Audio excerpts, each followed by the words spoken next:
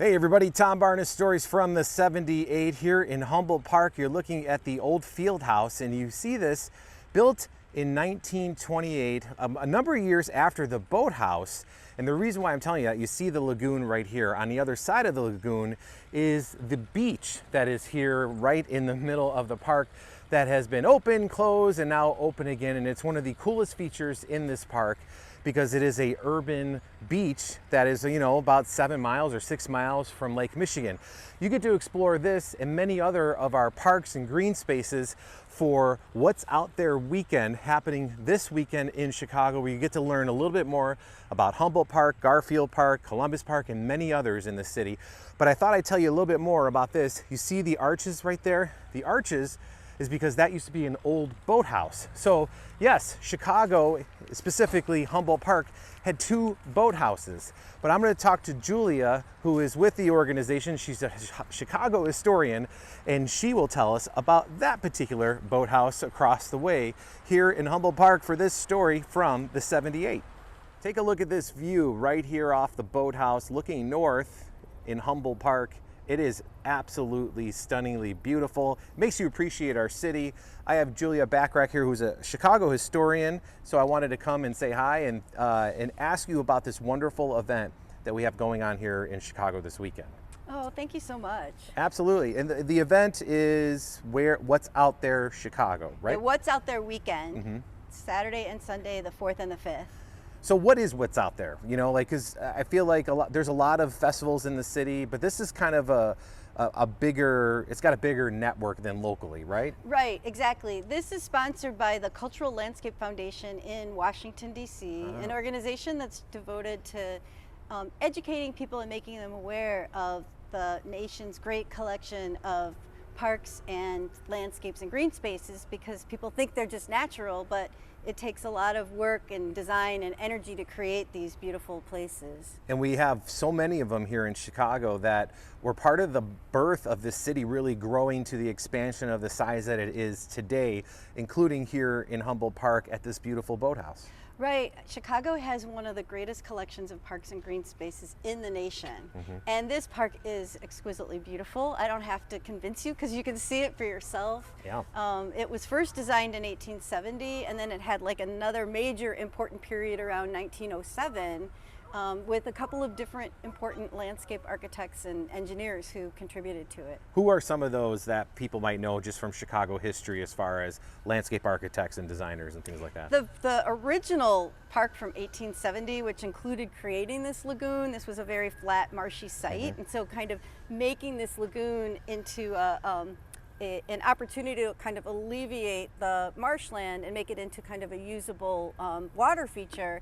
The original landscape architect was William LeBaron Jenney, who a lot of people know as the architect and engineer who designed Chicago's and some of the nation's earliest skyscrapers. Oh, wow. So this is kind of the oldest portion of the park, but then as you sort of move south, and even this area of the boathouse itself, another important landscape architect was involved around 1905, 6, 7, and that was Jensen, a Danish immigrant who lived from 1860 to 1951.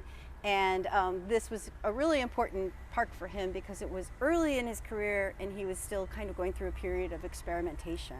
Not only do we have Humboldt Park, but the What's Out There weekend that's in Chicago, how many parks is it featuring?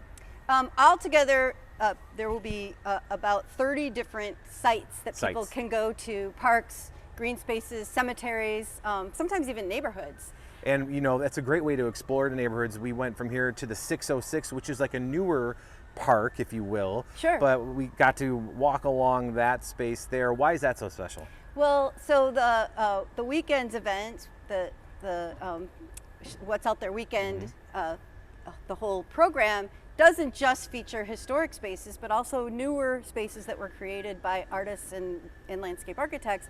The 606 is one of them, and it's amazing because it was a decrepit old rail line, and the neighborhood was really tired of having this old, elevated, kind of broken down old, non-usable freight rail line, and so they kind of rallied to create it into a linear park. And so it was completed in about 2015, and it really took a team of designers that included an artist and several landscape architects to transform that space. And anybody that's been on it, it's a wonderful little getaway back and forth through, Logan Square, Humboldt Park, and even a little Hermosa, maybe a little bit. I don't know. Yeah, in Bucktown, that corner. I think. Bucktown, yeah. Yeah. So it's a fun little neighborhood.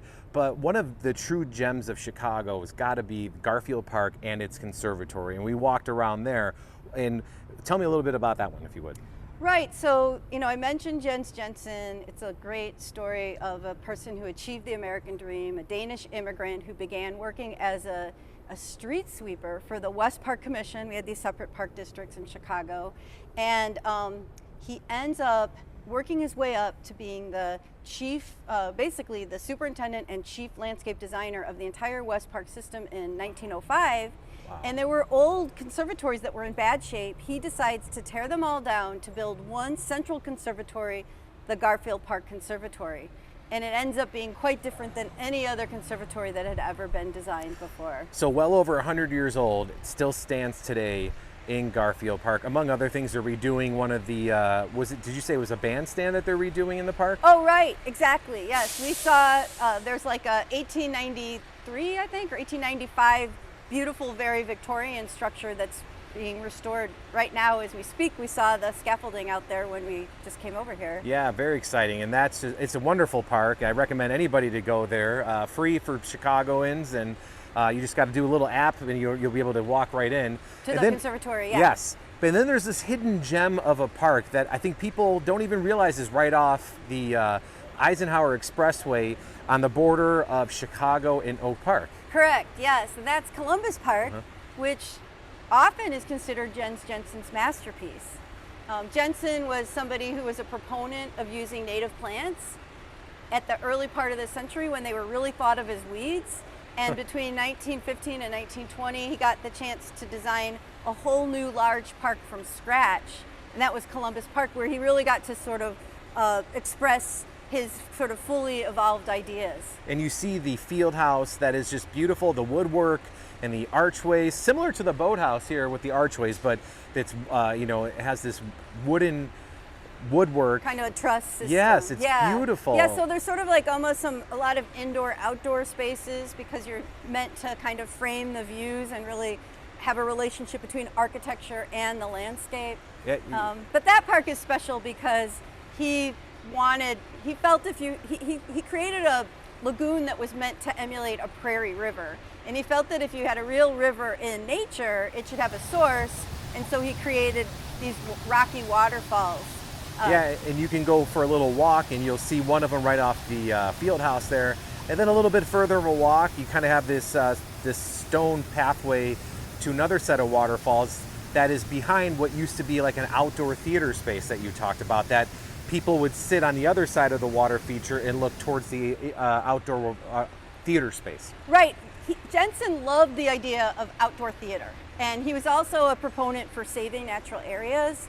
And so he was beginning the conservation movement in the Midwest that really led to saving places like our state parks and, Starved Rock and even the forest preserves. And so as he was doing advocacy, he thought outdoor theater was a great way to get people out into nature. And so he purposefully designed an outdoor theater so that they could do performances and have events in the park. And it seems like he had some pull maybe with Mother Nature for this weekend, for this event, the What's Out There weekend here in Chicago. It's not always in Chicago, it goes to different cities, right? Because it's a DC-based organization. Every year they go to a different city, and it seems like, I don't want to jinx us, but it seems like that we have really been given the gift of an amazing weekend in Chicago. It's going to be beautiful. It's like this is a staycation. It's going to be like July in October, which you can't go wrong. And even better, because you don't have quite the humidity, but it is just gorgeous. And we are so lucky in Chicago to have these gifts that we can